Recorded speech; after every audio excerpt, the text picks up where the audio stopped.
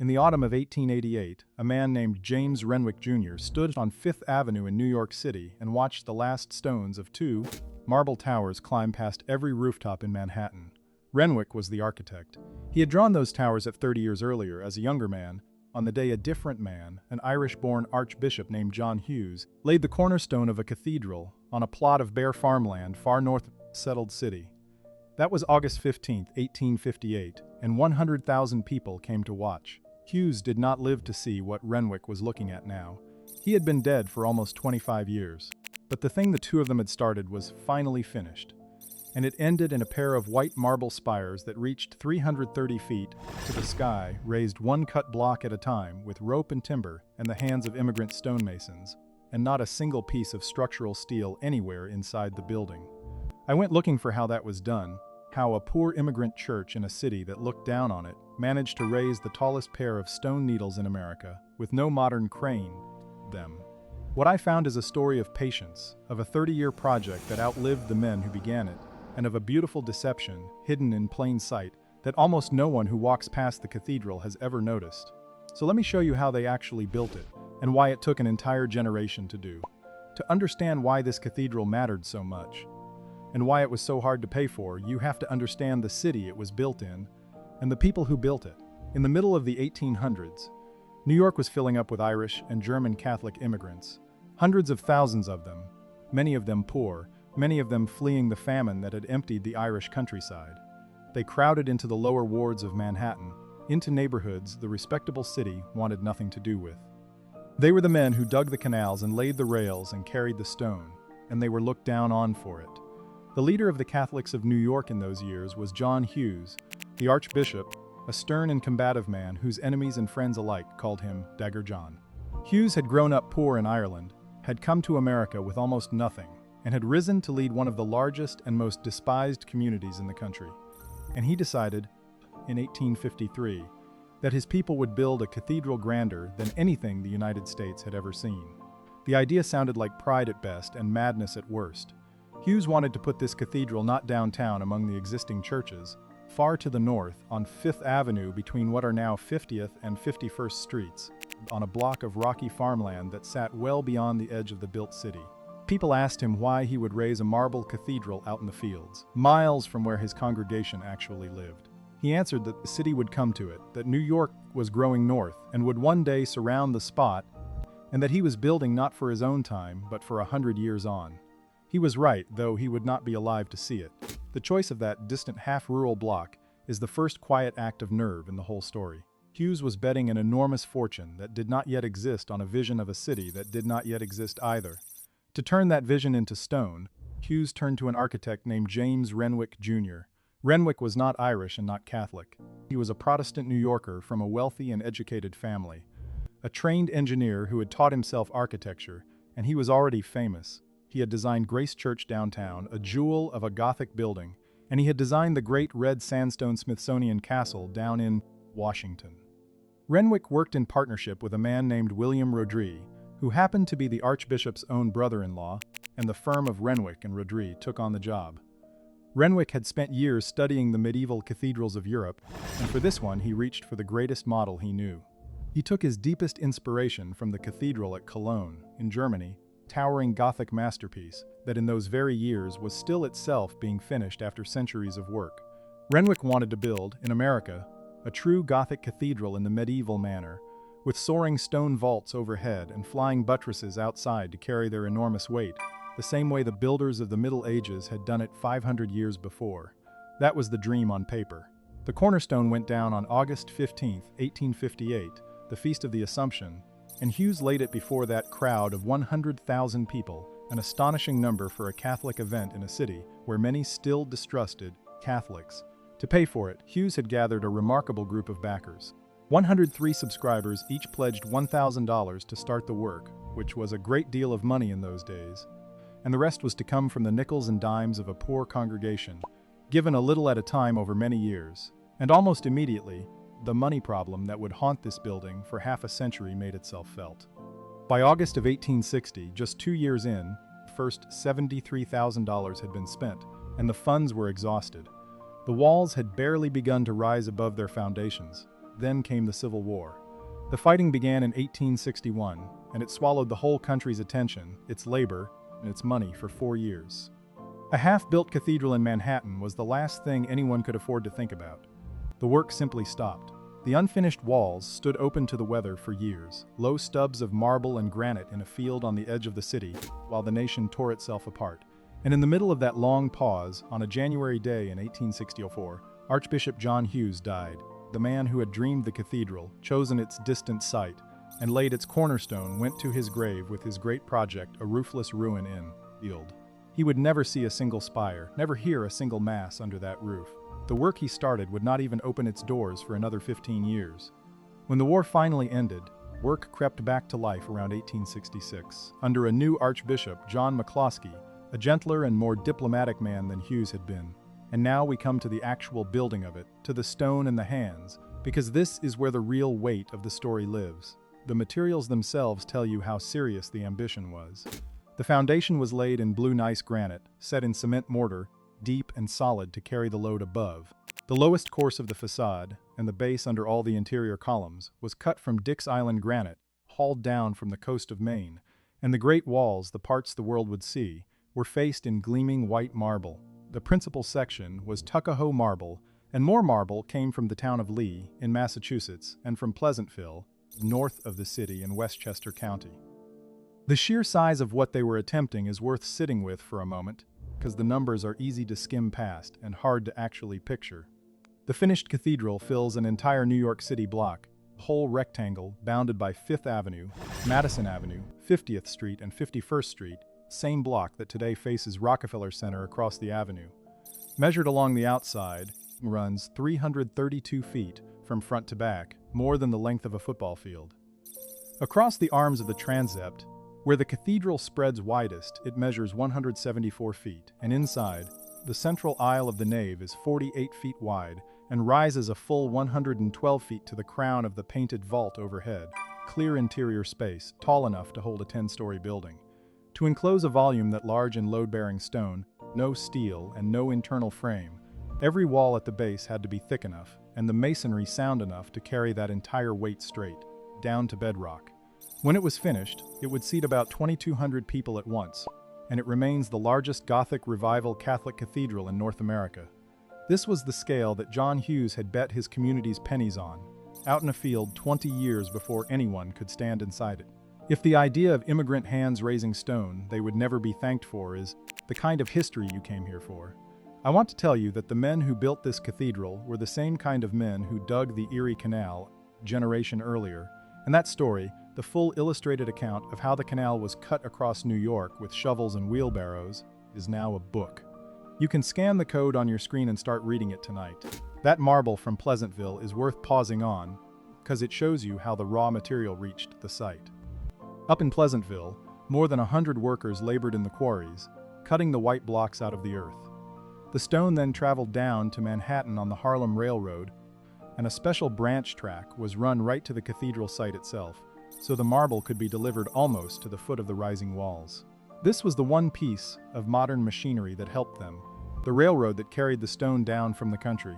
The railroad stopped at the edge of the work. From the moment a block of marble came off the train, everything that happened to it happened by muscle, by hand, and by the old craft of the stonemason. Now look closely at what the masons were actually handling, because the numbers are heavier than people expect. Blocks that made up the foundation and the walls weighed between 1 and 4 tons each. A single stone, the weight of a wagon and team, or more. There was no crane in the modern sense anywhere in this story. The machines we picture today, the tall steel cranes that swing a beam through the air, did not exist in this form, and there was nothing like them on 5th Avenue. What the builders used instead was the equipment that had raised cathedrals for 1,000 years, refined a little but not changed in its bones. They used derricks, tall masts of heavy timber, braced with ropes with a swinging arm to lift and place a load. They used gin poles, simpler timber lifting masts. They used block and tackle, the system of pulleys and rope that lets a few men multiply their strength enough to raise, a stone that no group of men could ever lift by hand alone, and they turned hand winches. The muscle of the crew geared down through wood and iron until a 1-ton block of marble rose slowly, steadily, up the face of the growing wall to the waiting hands of the setters above. Think about what that meant day after day. Every block was cut to its exact shape on the ground, checked, and then rigged with rope. The derrick crew took the strain, the winch was cranked, and the stone lifted off the earth and swung up into the air along the timber staging that climbed the wall. Up at the working level, masons reached out, guided the block into its bed of mortar, tapped it true with mallets, and let the derrick take the next one.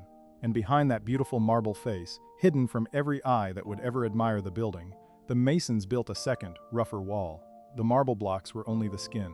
Behind them ran walls of brick and ordinary stone, laid in rough masonry, with hollow gaps left inside for ventilation, so the great mass could breathe and would not trap moisture in its heart. Is the heart of the matter, and it is the thing I most want you to understand. There is no steel skeleton inside St. Patrick's Cathedral. It does not hang on a frame the way a modern tower does.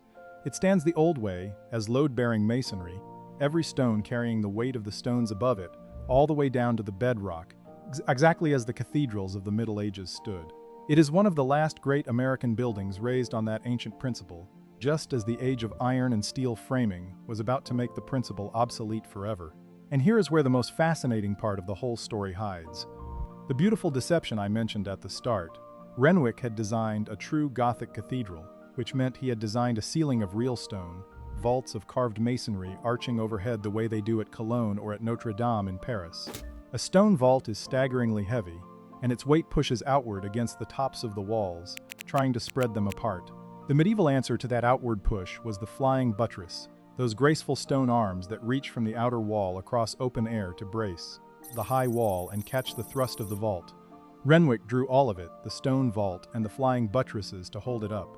The money was never there. The war had broken the project. The congregation was poor, and a full stone vault overhead was simply more than the cathedral could afford. So Renwick made a decision that changed the building in a way few visitors ever realize. Instead of a ceiling of carved stone, a ceiling of plaster and wood lath, hung on a wooden frame, shaped into the form of vaults, but weighing only a small fraction of what true stone would weigh, and then to hide the substitution, he had the plaster painted. Renwick used 3 carefully chosen colors, light and creamy tones, painted on so as to imitate cut blocks of stone with mortar lines between them. Stand in the nave today and look up, and you will see what looks for all the world like a soaring vault of pale carved stone. It is paint on plaster, it always has been, and that single change rippled outward through the whole structure, because a plaster ceiling weighs almost nothing compared to a vault of stone. With that crushing overhead weight removed, the walls no longer had a great outward thrust to resist, and so the flying buttresses that Renwick had designed to hold up a heavy stone vault were no longer structurally necessary at all, and did not need them to stand. What looks like a perfect, complete medieval cathedral is in truth a brilliant compromise. Gothic dream half built in real stone and half finished in paint and plaster, and it has fooled almost everyone who has ever stood inside it for nearly a century and a half. I want to be careful not to make that sound like a failure, because it was not. It was the choice of a serious architect doing the most he could with what a poor community could give him, and the result is one of the most beloved buildings in America. But it tells you the truth about how this cathedral got built, on faith and pennies, stretched over decades, with corners cut not out of laziness but out of simple necessity, and finished by the patience of people who refused to give up on it. And the men who did the actual lifting and cutting and setting, the masons and stonecutters who spent their working lives on this one building, are almost entirely lost to us by name. The records of the great cathedral name the archbishops and the architect and the contractors. They do not name the man who set the 10,000th marble block, or the man who cranked the winch, or the man who carved the tracery of a window high on the south wall. For most of them, the ledger gives no name, only a number. We know they were there. We know many of them were Irish and German immigrants, the same kind of men the city looked down on. And we know that one of them died on the job, because the building press of the day recorded it, noting that across the whole long construction only a single worker was killed, reportedly through his own carelessness. One death, across 30 years of hoisting tons of stone hundreds of feet into the air with rope and timber, is its own kind of testimony to how carefully these men knew their work. By the late 1870s, the long patience was finally rewarded, only after one more great push to raise the money to finish the main building. In the autumn of 1878, the cathedral held an enormous fundraising fair, a weeks-long event that drew something like 250,000 visitors and brought in around $173,000 toward completion. Even that was not enough on its own. and the archdiocese had already borrowed heavily, including a loan of $300,000 from the Immigrant Industrial Savings Bank, an immigrant-founded bank whose very name tells you who is paying for this church. With the fair money and the borrowed money together, last of the main work was driven to a finish. The walls stood, the marble gleamed, the painted plaster vault soared overhead, and the doors could finally open. On May 25, 1879, St. Patrick's Cathedral was dedicated, more than 20 years after Hughes had laid its cornerstone in that distant field. The man who presided was Archbishop John McCloskey, who by then had become the first American ever raised to the rank of cardinal. The new cathedral replaced the older St. Patrick's downtown on Mulberry Street, the cramped church that had served the city's Catholics for generations. The city that had once been beyond reach of the new site had grown north exactly as Hughes had predicted, and now surrounded it. The cathedral that people had called a folly in the fields stood in the heart of a fashionable avenue, largest Gothic Revival Catholic cathedral in North America, finished at last. Except that it was not quite finished, because the two things that would make it unforgettable, the great twin spires, were not yet there. If you are new here, and this is the kind of history you have been looking for, the quiet engineering and the named men and the unnamed hands behind the things we walk past every day, take a second to subscribe or to join the channel as a member for early access to every new film. It is the simplest way to keep work like this going. When the cathedral was dedicated in 1879, two western towers stood only as far as the roofline, broad and strong but blunt, cut off where the soaring spires were meant to rise. The money, once again, had run out before the spires could be built. For 6 more years the cathedral stood with its stunted towers, magnificent below and unfinished above, while the congregation slowly gathered the funds to crown it. And then, in the middle of the 1880s, the last and most dramatic act of the whole 30-year drama finally began. By late 1885, the plan was set. The spires would be built at a cost of about $190,000. James Renwick, now an old man who had been with this building for the whole of its life, filed his plans for the spires in September of 1885, returning to finish what he had begun as a younger architect 3 decades before. The contract to raise them went to a firm called George Mann & Company of Baltimore, and the marble for the spires came from a new source, the quarries at Cockeysville in Maryland, a bright white stone that would carry the towers up into the sky. The excavation of that spire stone began in January of 1886, and in September of that year, the building of the spires themselves began in earnest. Picture what that meant in the streets of New York. Crews built tall scaffolds of timber, climbing the existing towers and rising past them into open air. They set their derricks and gin poles up on the staging itself, lifting their lifting gear higher and higher as the work rose, so that the machines that raised the stone climbed the tower alongside the stone they raised.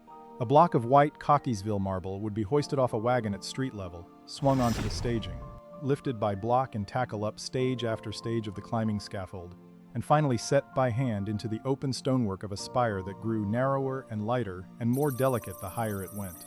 These were not solid towers. The upper spires were open and pierced, a lacework of stone, with crockets and finials carved into the marble, the kind of intricate Gothic detail that had to be cut by hand and fitted with absolute care, because a stone set wrong at 300 feet is a danger to everyone below, and a flaw the whole city can see. Through 1887 and into 1888 the spires climbed, 2 white needles rising slowly above every other structure in Midtown Manhattan, taller than the church towers downtown, taller than the commercial buildings, taller than anything around them, and there was still no steel in any of it. No frame, no skeleton, modern crane, just stone upon stone upon stone, each block carrying the ones above it, raised by rope and timber, and the geared strength of working men, exactly the way a cathedral spire had been raised in Europe 400 and 500 years before. In October of 1888, the last stones of the spires were finally set in place. When the masons climbed down and the staging came away, the twin marble spires of St. Patrick's Cathedral stood 329 and a half feet above the pavement of Fifth Avenue, very nearly 330 feet, the crowning needles of the largest Gothic cathedral on the continent, completed 30 years and 2 months after John Hughes had laid the cornerstone in a field. Stand under those spires today and try to take in what their height actually meant in 1888. 330 feet is taller than a 30-story building. For a few short years before the steel skyscrapers began their climb, those marble spires were among the tallest things in all of New York, and they were made of nothing but cut stone, balanced one piece on another, no internal frame to hold them, and no modern machine to have lifted them. The people of the city watched them go up over 2 years, watched the white towers climb past the rooftops week by week, and many of them understood that they were seeing something at the very end of an age. Within a decade or two, the new buildings of New York would rise on steel frames, hung like clothes on a rack, climbing far higher, far faster, and the ancient art of stacking stone into the sky would be finished forever as a way of making tall things. St. Patrick's spires are one of the last great gasps of that thousand-year-old craft, raised at the exact moment the world was about to leave it behind. Even the spires did not quite end the building of it, because a cathedral like this is never truly done. Around the turn of the century, the archdiocese added the Lady Chapel at the rear of the church, the elegant chapel behind the high altar that Renwick's original plan had called for, and that the money had never allowed. It was designed by an architect named Charles T. Matthews and built from about 1901 to 1906, paid for in large part by a bequest of $200,000 from a single donor, completing the eastern end of the cathedral nearly half a century after Hughes first dreamed it. And looking back over the western front, above the great bronze doors, the cathedral would eventually receive the crowning glory of its stained glass, the great rose window. That window stretches 26 feet across and holds some 3,000 pieces of hand-cut colored glass, the masterwork of the American glass artist Charles Connick, often called the finest single rose window he ever made. Stone, glass, and chapel, the cathedral was assembled piece by piece across more than 50 years by whoever could be found to pay for the next piece. And there is a fitting final note to the money story that ran underneath the whole project from the first day to the last. Even with the spires finished in 1888, the cathedral still carried debt, long accumulated cost of 30 years of building on a poor congregation's pennies. A church in those days was not formally consecrated, in the fullest sense, until it stood free and clear of debt, and so the full consecration of St. Patrick's Cathedral did not come in 1879 when it opened, nor in 1888 when the spires were crowned. It came only in 1910, when the very last of the debt on the building was finally paid off. More than 50 years from cornerstone to free and clear. That is the real measure of what it cost. Not just in dollars, but in the patience of generations, who gave what little they had year after year, most of them would never see finished. Now let me come back to the question I started with, one that pulled me into this story in the first place. How do you raise a pair of stone needles 330 feet into the air without a single modern crane and without a scrap of structural steel? And the honest answer, the answer the whole history gives, is that you do it the way humanity had always done it, only for one of the last times. You cut each stone true on the ground, you rig it with rope, you lift it with timber derricks and geared winches and the multiplied strength of a crew on a block and tackle. You set it by hand, true and plumb, into a wall that is itself holding up everything below the stone you are setting. And then you do it again, and again 10,000 times and more, for 30 years, through a civil war and the deaths of the men who dreamed it, until the thing finally stands. There is no trick, no secret machine.